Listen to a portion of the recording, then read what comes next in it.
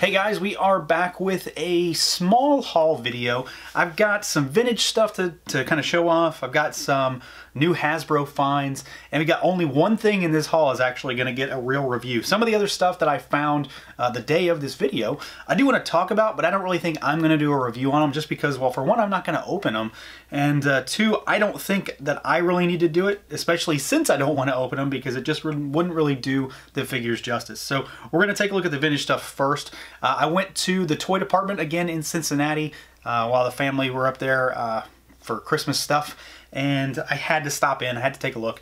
And I got some carded stuff, we got some loose figures, and to start off with those, I finished off my Pirates of the Darkwater collection as far as the figures go. So I'd gotten some stuff from them previously, and I have some of them already, but they're kind of beaten and battered from just when I was a kid. So I'm replacing a few, and then I have some that I never had. So we've got Bloth, so the big bad guy. We've got Conk, which is his little number 2. It's got a peg leg, which is just fantastic. This guy looks great. He looks like he jumped right out of the cartoon.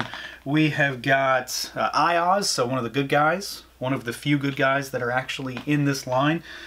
We've got, what is Jote, I think is what this guy's name is. He kind of looks like Joe Camel, though. He's really weird looking. We've got Mantis. So this guy just looks like a ghoul, but he's got a really sweet head sculpt. Very gnarly stuff. And then we've got Zuli. He's kind of a good guy. He's not really a bad guy. He's kind of a neutral guy. So he's pretty cool. And so we got 6 figures. I mean, these are really cheap. Most of them are like $8 each, which is pretty good, I think. They're all in just impeccable shape too, so that's always great. I always seem to leave the toy department with a Supernaturals figure, so I got another carded one. They actually had all of the carded bigger size figures, but they were just more than I wanted to spend that day, so I kind of skipped them. Plus, I mostly want these just to be loose. I only get a couple of the ghosts just because I like the cards, really. I want to pull this guy out because I actually don't have him loose still. This is Hooter, one of the heroic ghostlings, and I want to take him out because I want to see this card that's back there. They all have these little cards behind them. And then, of course, these guys glow in the dark. They've got glow-in-the-dark weapons. They've got the big hologram chest. And I just love everything about the package with these guys. Old Tonka stuff. So this is, you know, Tonka before they were bought by Kenner way back when.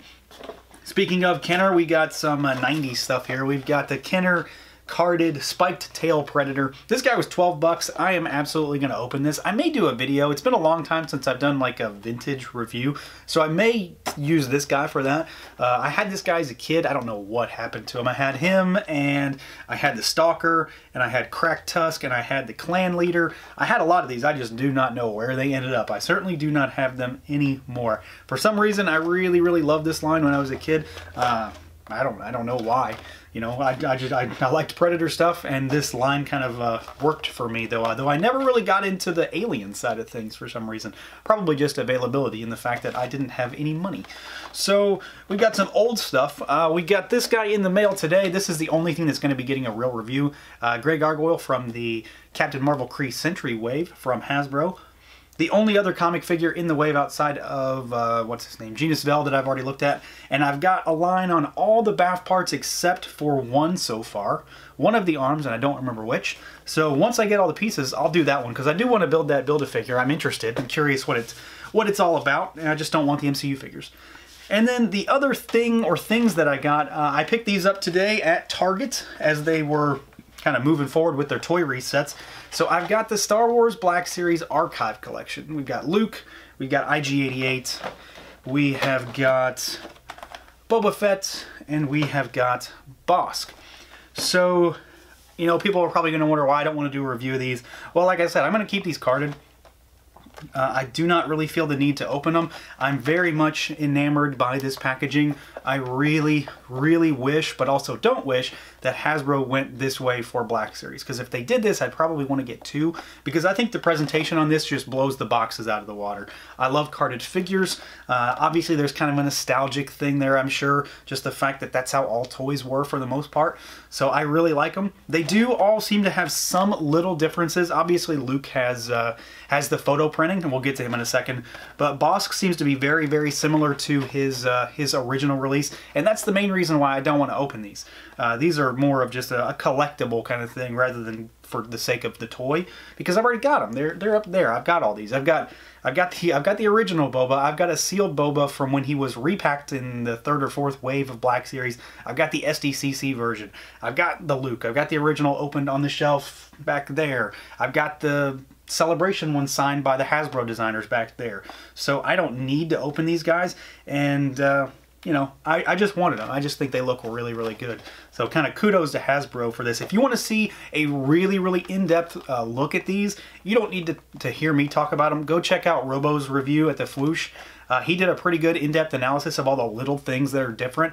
For the most part, these are exactly the same figures, and you know, 95% of the things are the same. Bossk has a little different coloration on some of the wash and grime and grit on him, and on some of the kind of tubes and straps on his suit there. IG-88 definitely has more paint on him. He's got kind of the gold paint here, and I kind of want to take this one out because I've heard he stands a little better, but at the same time, mine never falls down anyway. He is loosey-goosey, but he doesn't really fall down either. And I'll be honest, for the longest time, I had no idea that this guy could even hold his weapons. I never really paid attention when I first got him to the fact that his guns and his arms have pegs and peg holes so they can stay in there. I just had him kind of placed in there, and they just sort of sat there. But it wasn't until we moved and I set up the toy room, well, as far as it's set up, and I realized that I'm an idiot and I didn't know he could do that. So he's got a little paint difference. He's still, you know, not as tall as he needs to be, but they're not making a new figure. Boba seems to be very, very similar to the regular one. You know, slight differences in maybe the brush strokes on some of this stuff, but he seems to be the one that has the most similar, which I think is great. I mean, I really love the Black Series Boba Fett. No matter what you say about the model kit or like the Mafex, which I don't have either, but I've seen the Mafex and it's a damn good figure. But for 20 bucks, this is a great figure. I have no problems with this one at all.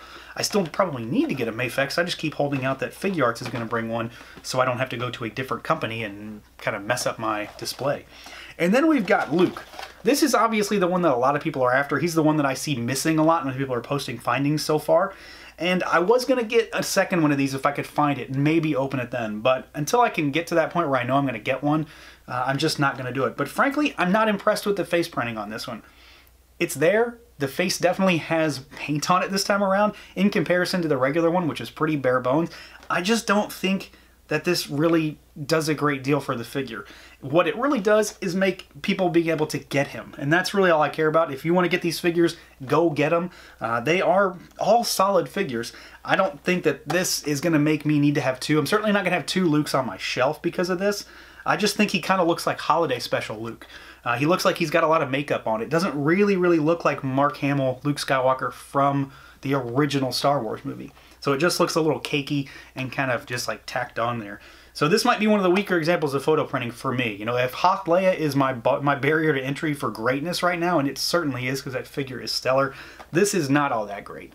It's certainly fantastic that you can get this figure again. You know, I've seen a lot of complaints about the fact that this is going to kill the collector market for these figures, and I don't buy it at all, because people not being able to get into the line because they can't find the figures they want is what kills the market. So people being able to get these toys that are readily available, and they seem to be 2 per case, so it's an 8 case, I believe, and 2 of each. Get out there, go hunting, go try to find them. Targets are resetting now, and I know they're out there because I got them in person. It was just kind of a random chance. But I just wanted to talk about these guys real quick. I think that they are really cool looking releases. They got great artwork on the back. You've got a little blurb that kind of shouts out the fact that this was the original release. This is what it looked like for those that, you know, weren't a collector at the time. You can't get it anymore. And then a little bio down there. So great presentation on Hasbro's part. I just don't feel the need to open them because I've already got them, and I just wanted to have these because I think they look pretty cool. But that's it, guys. I've rambled on about those. This is a 10-minute video now, and I didn't expect it to be. So we got some vintage Pirates of Dark Water, vintage carded figures, some new Hasbro stuff, and there will be a review for this Stone Dude real soon, so look forward to that. I'll catch you later.